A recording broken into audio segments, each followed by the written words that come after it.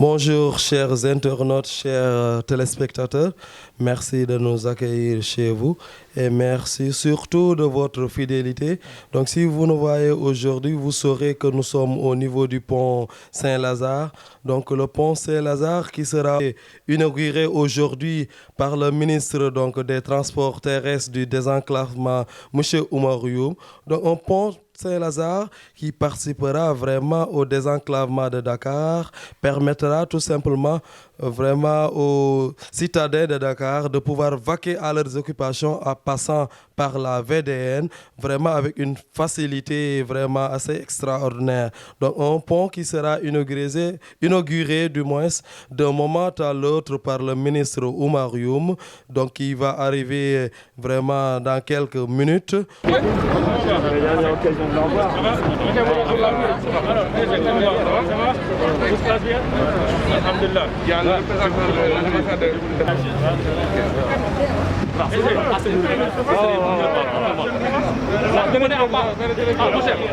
Vous menez à part de ça avec eux. Vous menez en même temps avec eux. Vous menez en même temps. Voilà, c'est bon.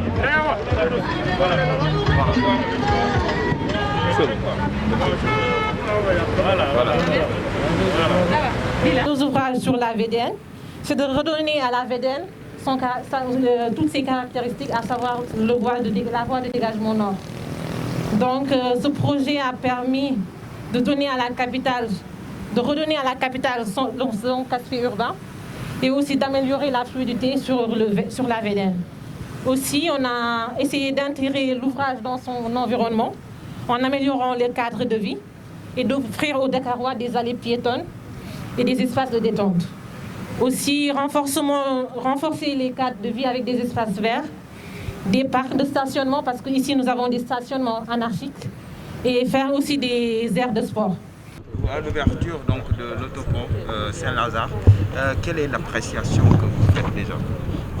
Alors, à la suite de la mise en service de l'autopont de Keur Gorgui en avril 2020, nous sommes ici pour procéder, sur instruction de M. le Président de la République, à l'ouverture du pont de Saint-Lazare, un ouvrage extrêmement moderne, réalisé sur cette grande voie de circulation, pour permettre, au-delà de l'amélioration de la mobilité, que nous souhaitons une mobilité durable à Dakar, permettre vraiment de faciliter l'écoulement de ce grand trafic sur cet axe de la VDN.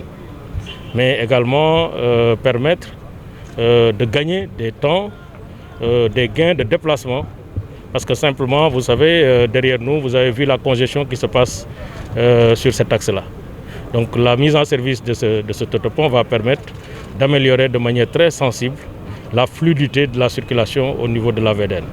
Je pense que c'est un ouvrage à la fois qui est intelligent, un ouvrage durable qui tient compte de l'environnement, un ouvrage performant au vu des délais de réalisation, mais aussi un ouvrage qui participe à améliorer de manière très notable l'aménagement urbain au niveau de ce grand quartier de Dakar. Donc c'est l'occasion vraiment de saluer toutes les équipes qui se sont coalisées pour, de manière réfléchie, nous permettre de bénéficier de ces deux ouvrages sur la VDN, ce qui va permettre à terme d'offrir une voie de circulation sur plus de 20 km à partir de la VDN en passant par Parcelles Assainies. Nous avons déjà procédé à l'ouverture et à la mise en service du viaduc de Djamalaï. Bientôt, le viaduc de Cambérène, le pont de Cambérène sera finalisé. Ça nous permettra d'avoir vraiment un corridor extrêmement important qui permet de soulager grandement les maux que nous connaissons au niveau de la circulation de Dakar. C'est l'occasion également de remercier la France, notamment BPI et la Société Générale qui sont les bailleurs pour ce projet ambitieux du chef de l'État avec une composante de 13 ponts à Dakar mais aussi 5 autres ponts à l'intérieur du Sénégal, notamment au niveau du sud et de la région nord. Donc c'est vraiment l'occasion également pour remercier Ageroute pour le travail inlassable exercé au quotidien pour améliorer les infrastructures de transport, améliorer les services de transport, mais aussi contribuer au développement du Sénégal. C'est également l'aménagement paysager. C'est pourquoi je dis que cet ouvrage est un ouvrage intelligent. C'est un ouvrage qui n'est pas un ouvrage fait que de béton, de fer, d'aluminium. C'est un ouvrage qui a une composante extrêmement importante, une composante aménagement urbain, avec des espaces sportifs qui sont aménagés. Je pense qu'ils ont parlé de 16 000 mètres carrés d'espaces sportifs donc, dédiés aux populations, donc aux piétons, mais aussi l'aménagement paysager qui va se faire sur les voies secondaires de cet ouvrage.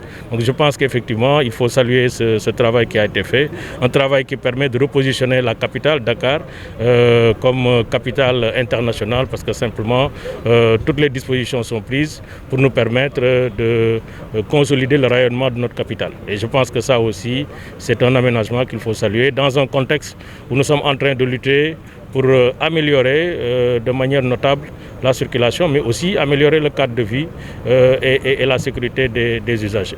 Monsieur le ministre, vous avez parlé de 13 ponts. Qu'en est-il des autres ponts? Quand est-ce qu'ils seront mis en service? Il y a déjà le pont au niveau de Carrefour de Yoff qui est en cours de réalisation. En principe, nous allons procéder à la réception vers décembre 2020.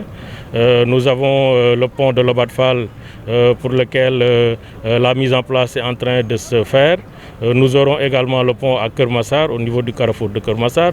Il y a un autre pont qui est prévu sur Bourguiba, 2 autres ponts, ou 3 ponts d'ailleurs qui sont prévus sur Bourguiba, mais aussi sur les allées Papagay Fall, Khariala, etc. Donc ces ponts-là, compte tenu de la configuration de Dakar, on les fera en tenant compte bien sûr de nos contraintes, parce que nous sommes en agglomération, nous sommes obligés de faire les ponts un à un pour éviter justement de créer des bouchons partout à Dakar en raison des ouvrages. Donc on termine VDN, on entame les 2 autres ponts au niveau du département de Pikine, notamment Kermassar, Lobat Fall.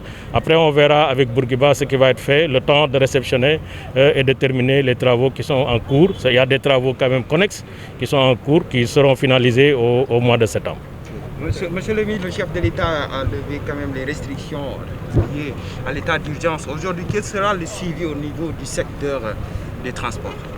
Au niveau du secteur des transports, ce qu'on peut dire, c'est d'abord saluer les mesures qui ont été prises, qui nous permettent de revenir à la normale, tout en restant responsable, parce que le virus est encore là, il est intense, et c'est de la responsabilité de chacun de savoir que nous devons reprendre les activités, reprendre le dynamisme économique du Sénégal, mais tout en restant vigilant, tout en restant responsable.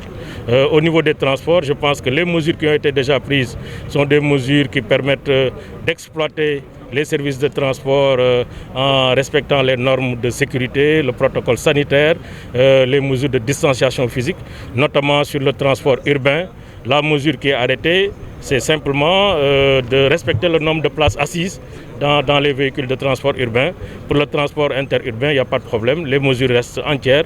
Nous appelons à la responsabilité les exploitants, les opérateurs de transport public. Nous appelons également à la responsabilité les usagers. Le port du masque reste obligatoire dans les moyens de transport. Donc je pense que les mesures qui ont été prises sont des mesures suffisantes pour nous permettre